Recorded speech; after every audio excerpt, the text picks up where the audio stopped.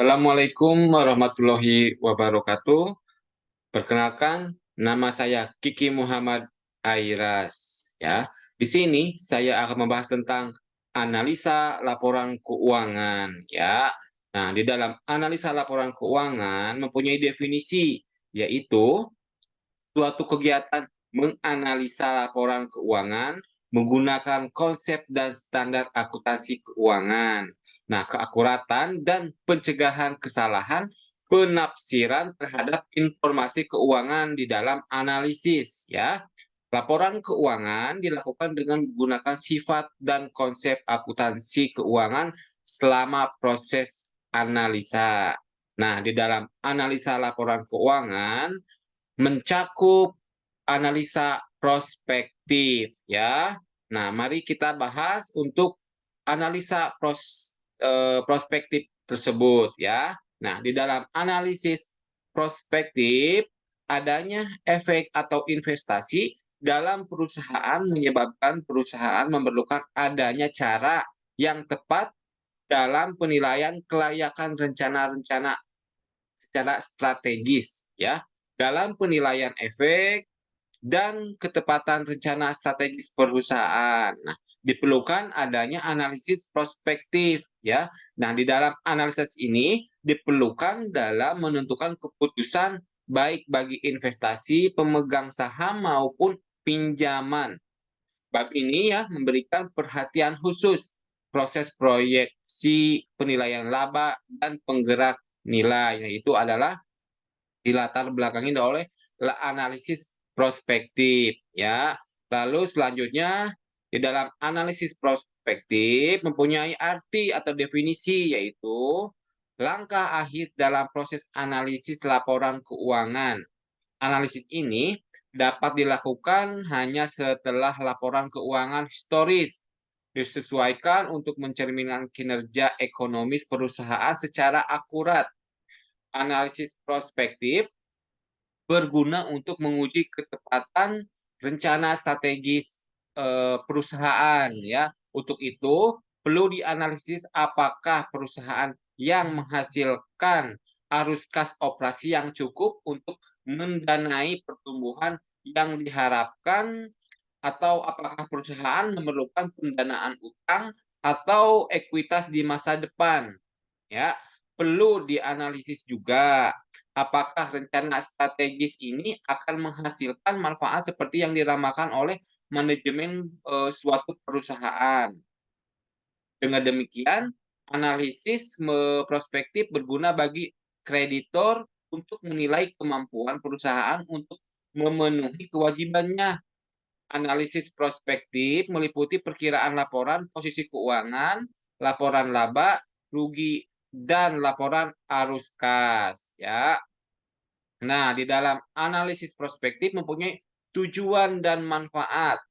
Nah, tujuannya dari analisis prospektif ini adalah untuk memprediksi laba dan arus kas di masa depan berdasarkan analisis yang diambil dari analisis keuangan, akuntansi, dan lingkungan bisnis strategi. Nah, itu untuk tujuannya, ya.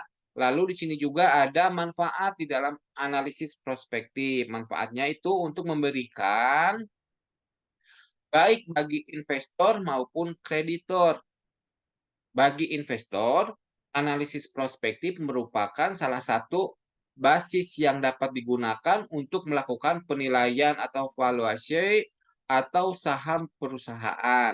Sedangkan bagi kreditor, analisis prospektif berguna untuk menilai kemampuan perusahaan untuk memenuhi kewajibannya di masa depan. Nah, itu untuk tujuan dan manfaat di dalam analisis prospektif. Nah, di dalam analisis prospektif juga mempunyai jenis-jenisnya. Di sini ada 3, ya. Yang poin yang pertama, peramalan raca, lalu poin yang kedua ada laporan laba rugi, dan yang ketiga laporan arus kas. Nah, itu untuk jenis-jenis di dalam analisis prospektif, ya. Nah, mari kita bahas satu persatu di dalam jenis-jenis analisis prospektif tersebut. Yang pertama tadi peramalan neraca, ya. Neraca adalah laporan keuangan yang memberikan gambaran posisi keuangan suatu perusahaan pada suatu titik waktu tertentu. Laporan ini melaporkan aset, kewajiban, dan ekuitas memegang saham perusahaan, memberikan dasar bagi investor untuk mengevaluasi kesehatan keuangan perusahaan, ya. Lalu di sini juga ada istilah yang lebih sederhana di dalam peramalan neraca, yaitu neraca menunjukkan apa yang dimiliki dan berhutang perusahaan, ya, serta jumlah yang diinvestasikan oleh pemegang saham.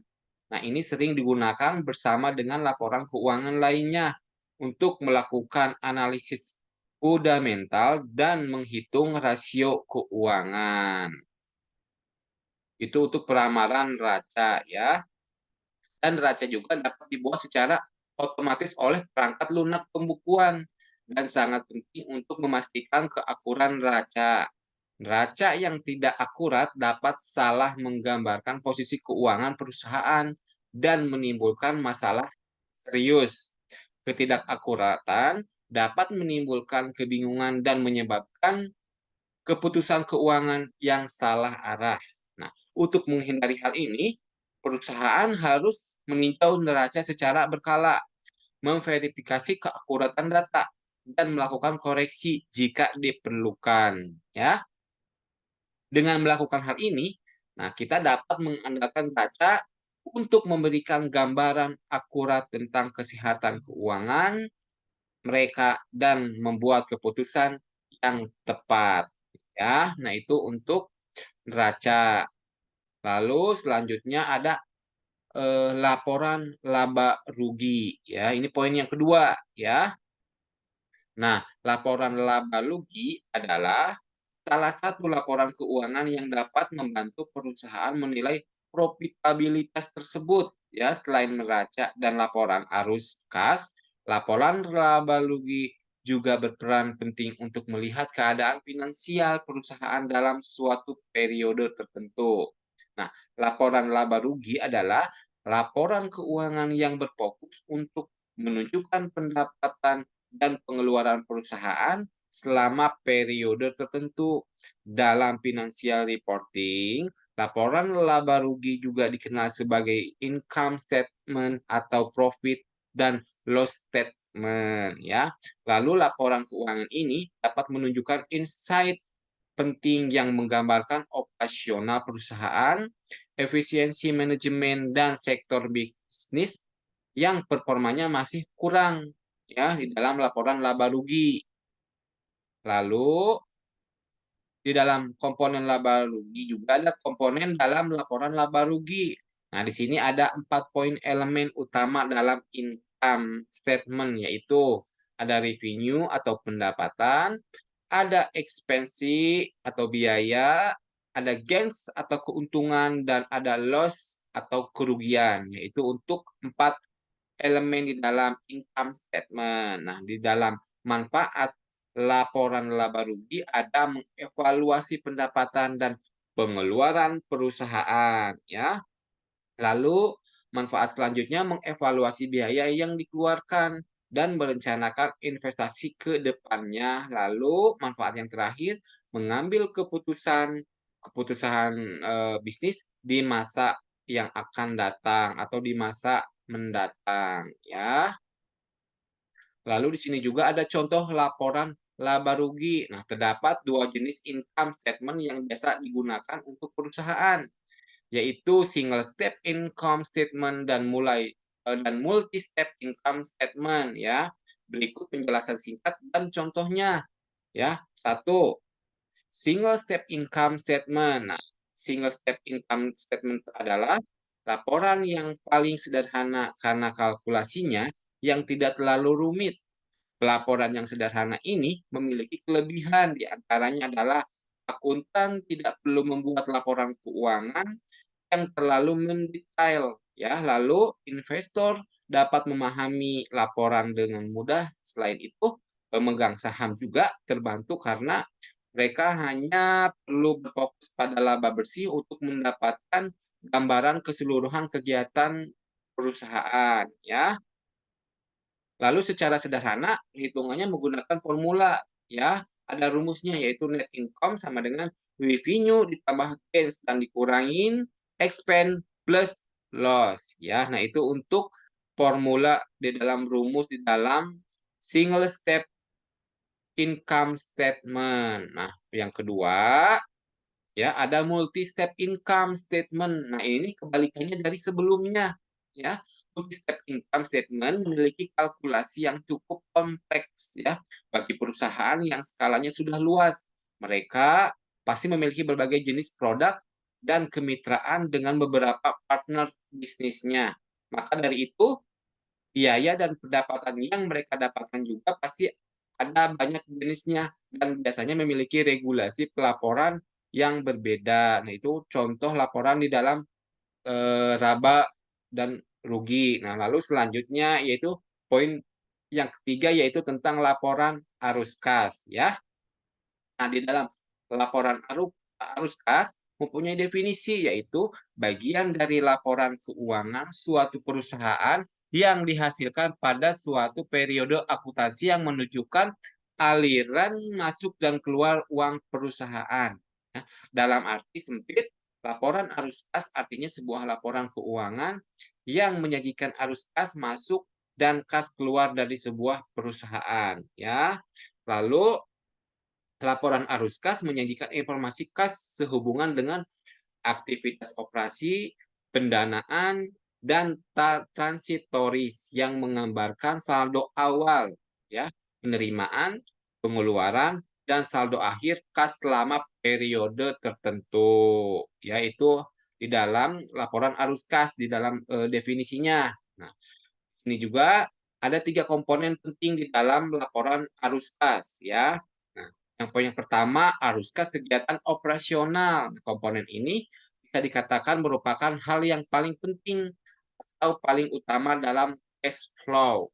Lalu poin yang kedua, arus kas kegiatan investasi ya. Komponen yang kedua yaitu harus kas yang asalnya dari kegiatan investasi dan komponen yang ketiga adalah arus kas kegiatan pendanaan.